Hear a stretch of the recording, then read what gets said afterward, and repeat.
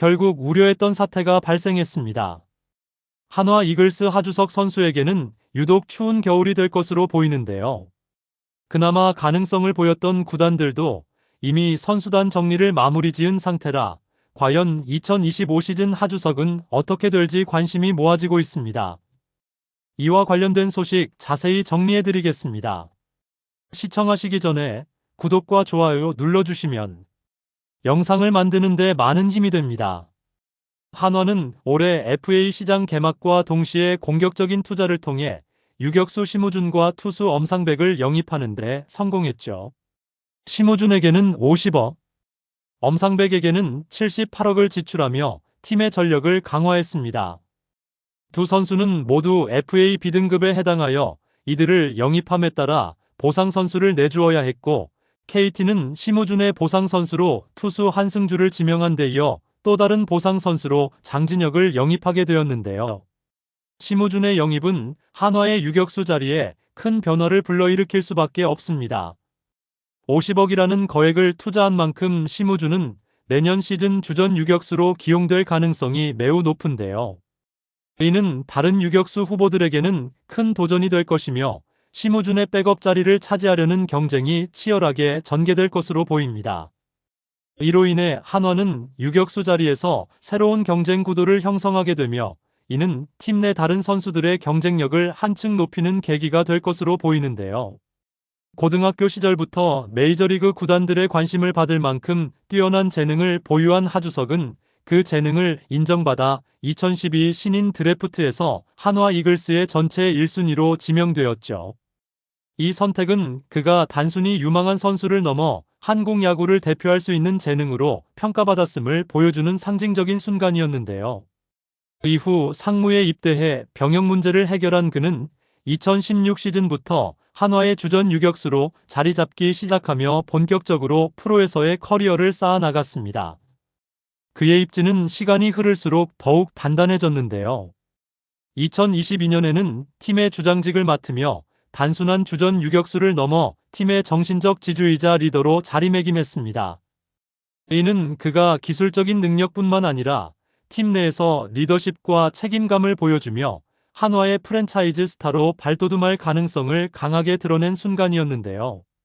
이로 인해 하주석은 한화의 미래를 이끌어갈 핵심 자원으로 주목받으며 그의 역할은 단순히 선수에 그치지 않고 팀의 방향성을 결정짓는 중요한 축으로 자리 잡아가는 듯 했습니다. 하지만 2022년 11월 사건이 터졌는데요. 하주석은 음주운전 적발로 큰 물의를 일으키며 야구 팬들에게 실망을 안겨주었습니다. 이로 인해 그는 KBO로부터 70경기 출장 정지라는 중징계를 받았고 선수 생활에도 큰 타격을 입었죠. 2023년 이 징계로 인해 결국 25경기에만 출전하게 된 그는 복귀 이후에도 실전 감각을 완전히 회복하지 못하며 타율 1할 1푼 4리로 35타수 4안타라는 초라한 성적으로 시즌을 마감했는데요. 이는 한때 기대를 받았던 선수로서 매우 아쉬운 결과였습니다. 2024년에도 상황은 크게 나아지지 않았는데요. 시즌 초반 햄스트링 부상을 당하며 부상자 명단에 이름을 올렸고 이로 인해 출장 경기가 제한되며 꾸준한 경기력을 유지하는 데 어려움을 겪었습니다. 그는 최종적으로 64경기에 출장하여 타율 2할 9푼 1리로 137타수 40안타, 1홈런, 11타점이라는 성적을 기록했죠. 타율 수치 자체는 나쁘지 않게 보일 수 있지만 출전 경기 수와 타점과 장타력 등에서 기대에 크게 못 미치는 한 해였습니다. FA 시장이 열리던 초반 대부분의 구단은 이미 확실한 주전 유격수를 보유하며 비교적 안정적인 상황을 유지하고 있었죠. 기아 타이거즈는 박찬호를, 삼성 라이온즈는 이재현을, LG 트윈스는 오지환을, SSG 랜더스는 박성환을, NC 다이노스는 김주원을 각각 팀의 주축 유격수로 두고 있었는데요. 이들은 각 팀의 유격수 자리를 확실히 책임지고 있는 선수들로 FA 시장에서 유격수 보강이 필요한 상황이 아니었습니다.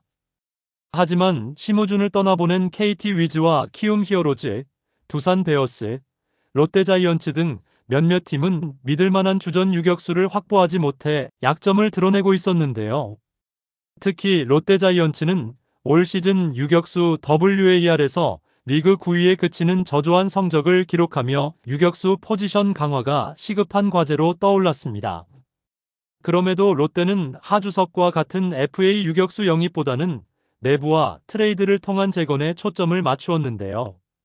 최근 두산 베어스와의 3대2 트레이드를 통해 유망주 전민재를 영입하며 그를 유격수 후보로 활용할 계획을 세우고 있습니다.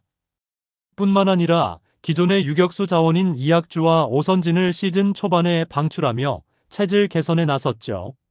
이제 롯데는 전민재를 포함해 이호준, 한태양 등 젊은 선수들 간의 경쟁을 통해 새로운 유격수 구도를 구축하려 하고 있습니다. 이번 시즌 유격수 WAR에서 리그 8위에 그쳤던 두산 베어스는 팀의 전성기를 함께했던 왕조 유격수 김재호의 은퇴에도 불구하고 전민재를 트레이드로 내주며 내야진의 체질 개선과 육성에 집중하는 방향성을 분명히 드러내고 있죠.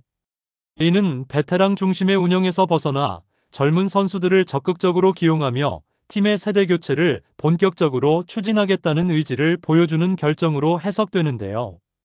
두산은 기존 자원을 활용하며 새로운 유격수 후보군을 발굴하고 키워내는데 중점을 두는 모습입니다.